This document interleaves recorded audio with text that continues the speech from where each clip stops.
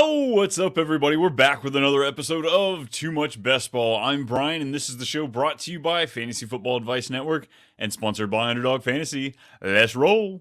So over the next couple of episodes, we're going to talk about the playoffs for your Underdog leagues. We know about the schedules. We're going to dive into that a little bit today.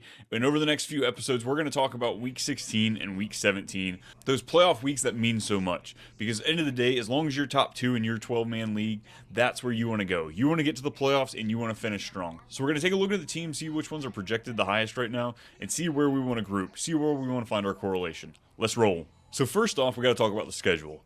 How predictive is it? We've got Vegas putting out over-unders on their wins, but it's May. Can we believe that? Are they really that good? Well, just to go back and kind of looking at strength of schedule right now, of the 15 teams that predicted the easiest schedule last year, 11 of those finished with the winning records.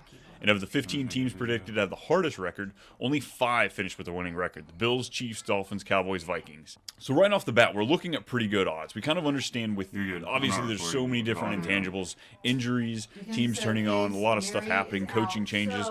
But from just based off that alone, we've got a pretty good idea of these top tier teams, these bottom teams, where they're going to finish. And then taking a look at strength of schedule. Again, how much do we really know? We don't know what these are. These aren't based off last year's numbers, because that's not what we want to look at. These are based on the win projections for this year. So of the 15 teams that actually had the easiest schedule last year, 10 went at the playoffs. And of the 17 teams that had the hardest schedule, only 4 went at the playoffs. That would include the Steelers, Browns, Ravens, and Rams. Wow. 3 of the teams from the same division. So obviously these aren't going to be everything. These are just the tool that we use. We have tons of tools we use. Strength of schedule and Vegas odd wins just give us a small snippet because we know there is correlation, not necessarily with wide receiver and quarterback in good numbers, but running backs. Running backs have a higher chance of touchdowns on better teams. It's just how it works. Can you get a bottom team that has a good running back? Sure, it happens. But for the most part, I like to aim for top 16 teams looking at my running backs, unless I'm getting a huge discount on some sort of ambiguous backfield, you know?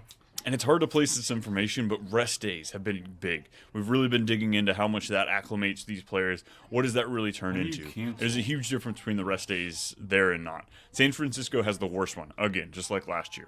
Negative 21-day differential, whereas Baltimore is the number 1 team with a plus 16.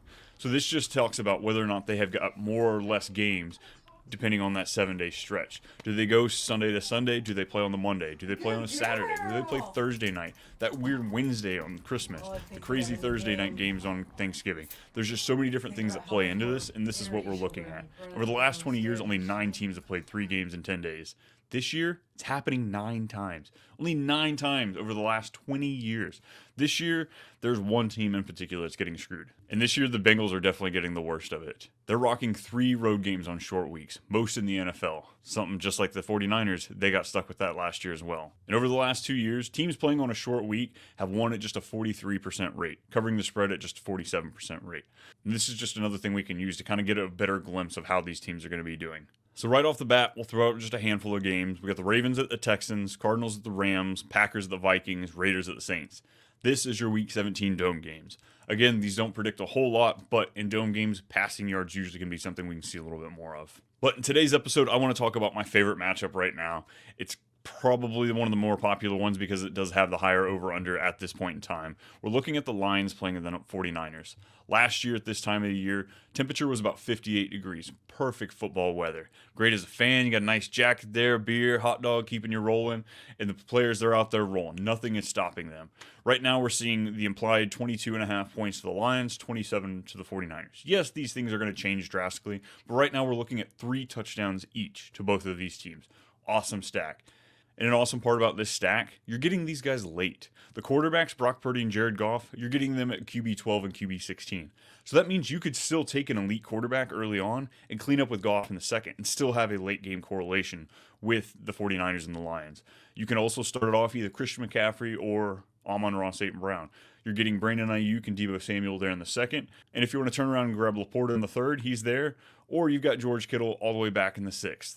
Again, you don't want to take all of these players, but you do want a good combination. Maybe 3 from one side, 2 from the other, 4, 1, some sort of combination of these players. But it's amazing how you can stack them. Because obviously you're not getting both Deebo and Ayuk there in the second, but you can come back and get Ricky Pearsall there at wide receiver 66, very late. Elijah Mitchell and Isaac Guerrero, backups to CMC, you can grab them at RB 61 and RB 63. Very, very late picks. David Montgomery's even going to RB 19. So if you go the 0 RB build early on, you can come back and clean up with him. Jamison Williams getting all sorts of hype right now at wide receiver 48. So again, another stacking piece you can use with Amon-Ra St. Brown and him if you don't grab Sam Laporta early and you just have Amon-Ra St. Brown, you can easily tie in Jamison Williams to get with your Jared Goff stack.